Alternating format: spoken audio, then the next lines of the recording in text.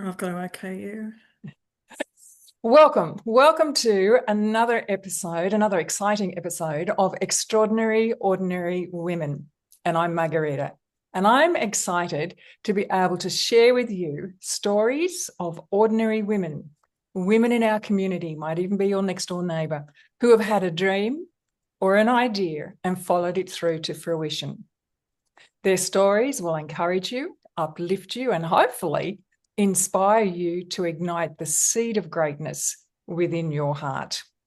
For it's through sharing that we come to realise that we are not Robinson Crusoe all alone on our own little island, but that there is, particularly now with social media, this network of truly amazing women who willingly stretch out their hand with encouragement.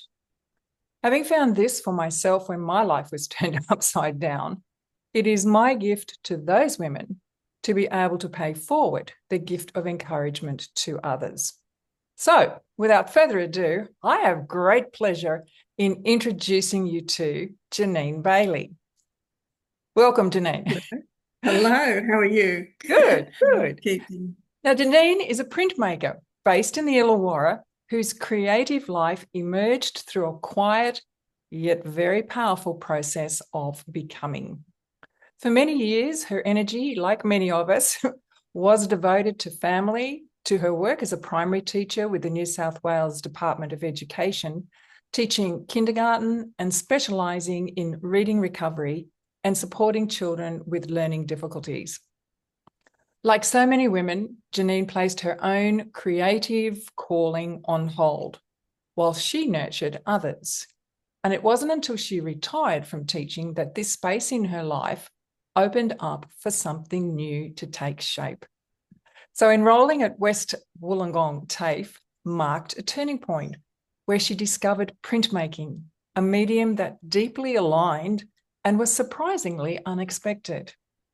Since that introduction, Jenine has continued to step into this evolving identity, developing an independent art practice across etching, linocut, and lithography. And I hope she takes the time to explain some of that to us. She maintains an active studio practice and contributes to the wider creative community through leadership and support roles in printmaking and the visual arts across the Illawarra and beyond. Her story is one of patience, absolutely, timing, and the courage to say yes to what emerges next. So, hello and welcome, Jenine. Hi, wow, what an introduction. I didn't know I did all that. That's you, amazing. you certainly Thank you, did. that's lovely. Now, Jenine, every journey has a beginning, and yours looks to be when you enrolled in that TAFE course. Can you share with us what piqued your interest in that particular course at that particular point in your life? Yeah, it's crazy because I loved teaching. I love teaching and I really enjoyed being with the children. But I got to a stage when I was due for retirement that energy levels weren't what they used to be. Still love the children, and I needed to hand over to someone younger and fresher. And so I took up the opportunity to retire early, which was great. And I've raised a family of four. I've had three daughters and a son, and they're ranges of ages. I had one at one stage, I had children in uh, preschool, primary, high school, and university. So Oh, they're wow. quite spaced out. So yes, and my husband Ian was working in his own business. So life was pretty hectic. So Yes. there was little time for Yep. self-expression. Yes.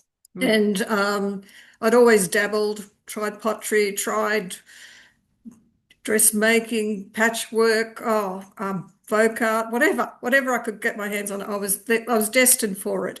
And then came the opportunity to retire, and I got to go to TAFE. And it was a bit sad because TAFE at that time was being disrupted by the bureaucrats, It's changing. they're Yeah, it was changing. Yes. And I managed to do 1 year, and that was a diploma year. So in the past, you'd have to do certificates and such, and then you'd go on. And what happened was, after the diploma year, I was entitled to go on and apply for university in the Wow. creative arts department, but that wasn't where I wanted to head. I didn't want to get more theory. I was more interested in the practical. I'd been through, through an academic career and was looking Yeah, forward to getting my hands that's on been things. creative. Yeah, yeah, the practical side of things. So after a year, well, I walked into the printmaking studio. My friends can say that I walked into the printmaking studio at the TAFE, and the blinkers went on, the glaze went over, and I was hooked. There was no going back. Oh, wow. Yeah, I went in there initially to be a painter, to learn how to paint, because I've always, drawn and Right. such. And as soon as I discovered printmaking, because I didn't know what it was, I just thought a print was a print, a newspaper or whatever. I didn't know the technicalities of Yeah. it all. Yeah. So it was wonderful. And yeah, I've been hooked ever since. So that's how it all came about. Wow, isn't Yeah. that amazing? And I'm finding over and over again what is to be is meant to be, and it will evolve through a process. Like you went in thinking you'd like to learn how to paint, and yet bang, Mm, there you are in printmaking. mm, Would you mm. just like to explain, take a few moments to explain printmaking? Because I'm sure a lot of us would not understand fully what it is. Well, you probably all know traditional printmaking from perhaps when you were little, you carved out a potato Oh, yes, yes. and stamped it. So you made it, yeah, you made a shape and you stamped it. Uh, then you may have at school done lino printing. Well, Yes.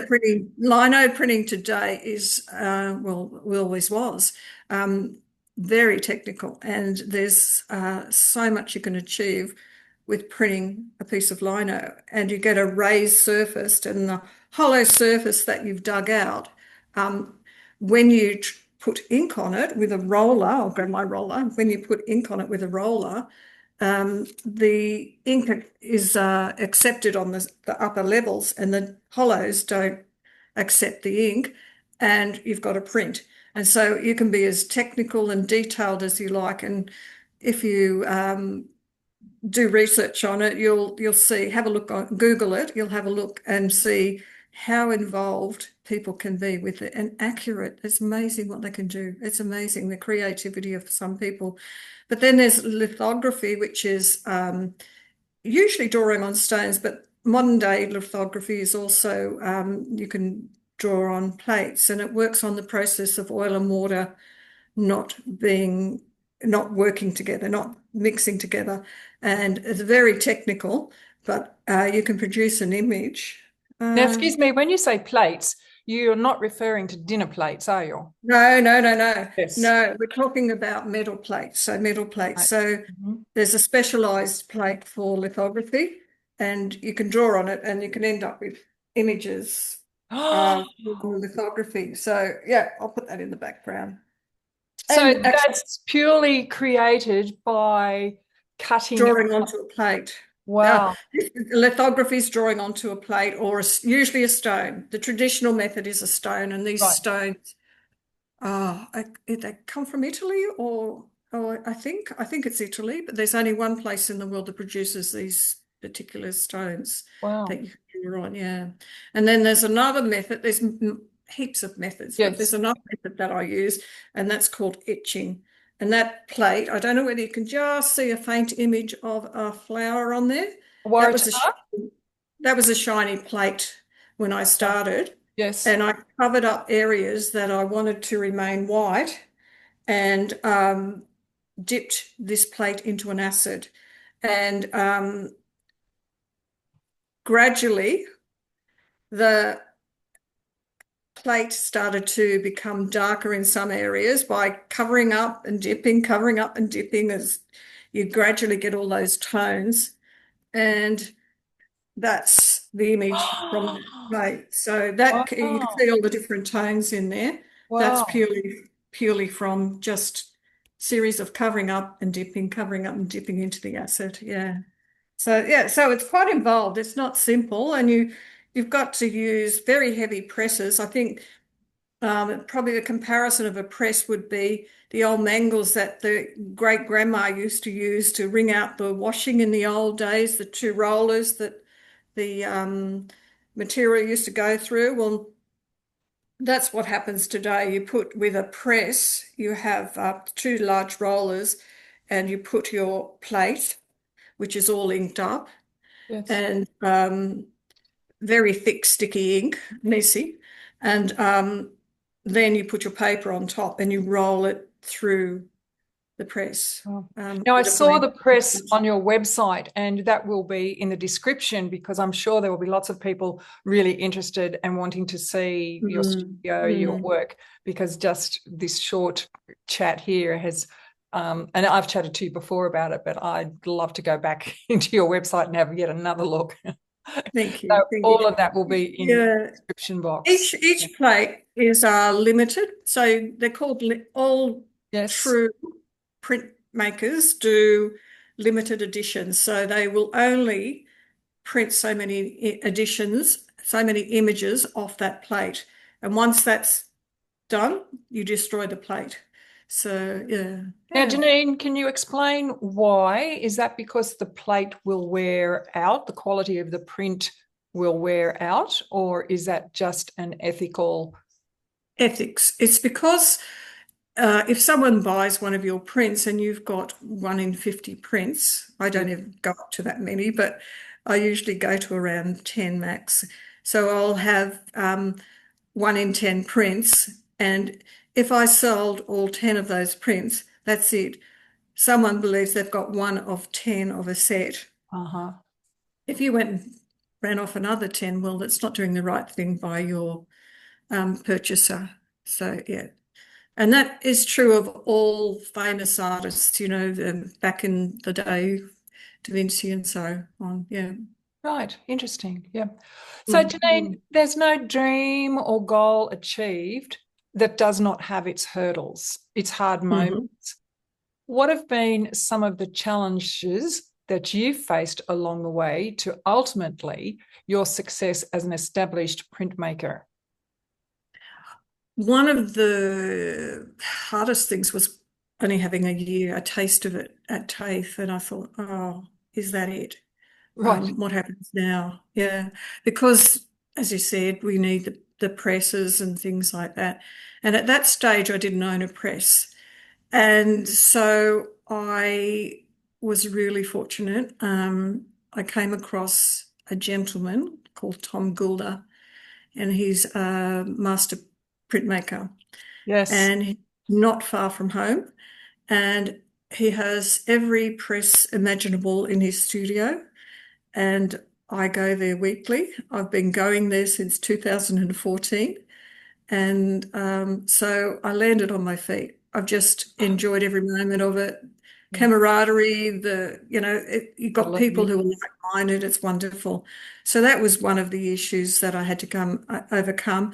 And quite often, you're still juggling things because once you retire, life gets busier. It And does. so, yeah. It does. And so you're finding you have lots of things that you have to say yes and no to, and so overcoming those hurdles too. But Yeah. I've been pretty lucky. I've been pretty lucky because there hasn't been anything that has really deterred me from. It's my moment there. I just go and do my work, and I love it. Materials are often hard to source, but the internet makes it a lot easier. So yeah, Yes. Yes. Yes. it's just the right time, I think, for people Yeah. to do things like this. Yeah. And you mentioned two things which come back to my mind, which we've already touched on, is that when it's right for you, things will evolve. And meeting up with Tom was one of those moments. Yeah. It just was to be. And what you said about retiring and becoming busier, I can remember, I think I've adjusted now, but I can remember, Oh my gosh, anything to be back at school because life is so organized, it's structured, and you get so much done. And now, there's all of this happening and I've got to juggle and Yeah, I can remember the first week that I retired, and I walking down the street when I first retired, and I thought, my goodness, I don't have to go to school anymore. This yeah. is great. Like, all my life, whatever, 55 years of going to school, and now it's free. I could go in and have a cup of coffee with it and see all, the teachers at school and things like that. But life has changed. There's another direction I've gone into, and yeah, busy, busy. Yeah. Yeah. And it's good. It's an evolving life. Yeah. So Janine, from the depths of that experience, what have been the rewards, the insights, the strengths, or new perspectives that have evolved? I've been challenged. I've really been challenged because I've always been a very quiet person. Just sitting here talking to you was a challenge, knowing that you're videoing me, but I say yes. And Yeah.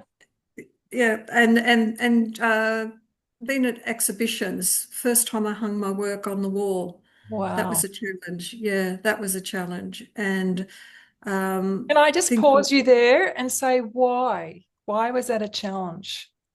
because it's such a personal thing. It's part of you, and you're hanging it. It's almost like hanging your washing on the wall for everybody to look at. You've Open created. to other people's opinions of your work. Absolutely. You're quite Right. vulnerable in that moment, and Yeah. it's wonderful when it's accepted. And that's the joy of it when it is accepted and people acknowledge you for what you've done. It's wonderful. Yeah. Good. So, yeah. So finally, what words of wisdom have emerged from your journey that you would like to share? Just do it. If you have the opportunity, take it. Don't hold back. Um, doesn't matter. It's surprising what you can do. Just don't say no. If that's what you're dreaming of, take it with both hands and do it. And things will work out for you, no matter Lovely. what. Yep, Yeah. absolutely. Beautifully Yeah. said. So, Janine, thank you for sharing your story. It's My been a pleasure. story revealed in layers, each one leaving its own lasting impression. Thank you. I've learned heaps. Thanks, Margaret.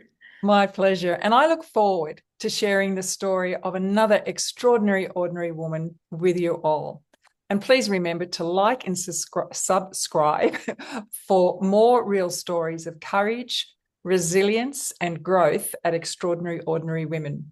With heart, Margarita. God bless. Thank you, Janine. Thank you. Thank you.